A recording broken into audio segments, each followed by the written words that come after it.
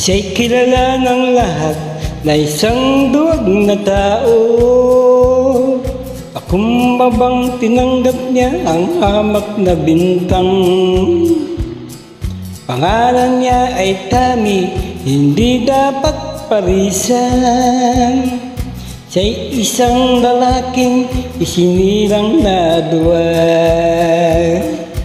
Ama niya'y kapatid ko, namatay sa kulungan.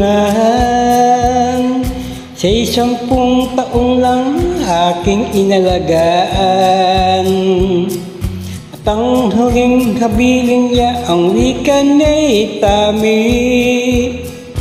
Buhay ko'y tapos na, nasa simula pa lang.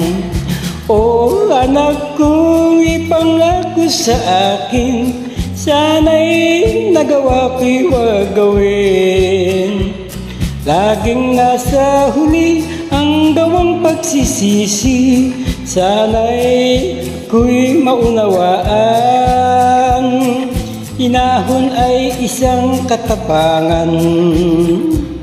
Bawat tao'y mayroong mahal, mahal nitong si Becky. Ngunit di mapakitang siya ay lalaki rin. Isang araw wala siya, may pangkat na dumalaw. Alinhinang si Becky pinagsamantalahan. Nang buksan niya ang pinto, nakita niya si Becky. Tumatangis at ang damit ay gula-gulanit. Ngunit isang larawan kanyang napagmasdan. Ang larawan ng kanyang ama sa kanya'y nagbibiling. O anak ko, ipangako sa akin, sana'y nagawa ko'y wag gawin. Laging nasa huli ang gawang pagsisisi, sana ako'y maunawaan. Hinahon ay isang katapangan. Ang pangkat ay nagtawanan nang siya'y matigilan. Siya'y tumalikod at tinungoy pintuan. At ang sigaw pa ng isa, duwag ay aalis na. Ngunit di nila napansin na kasya na kanyang baril.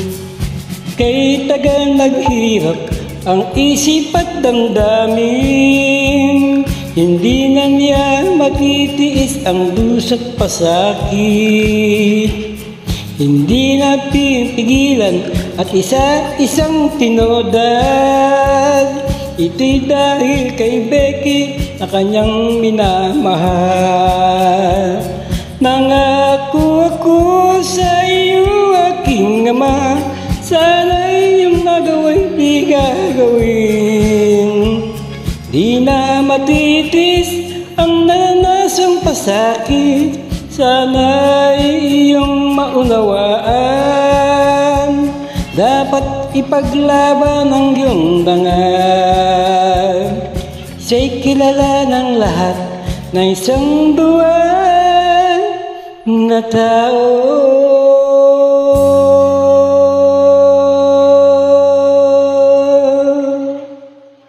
Salamat.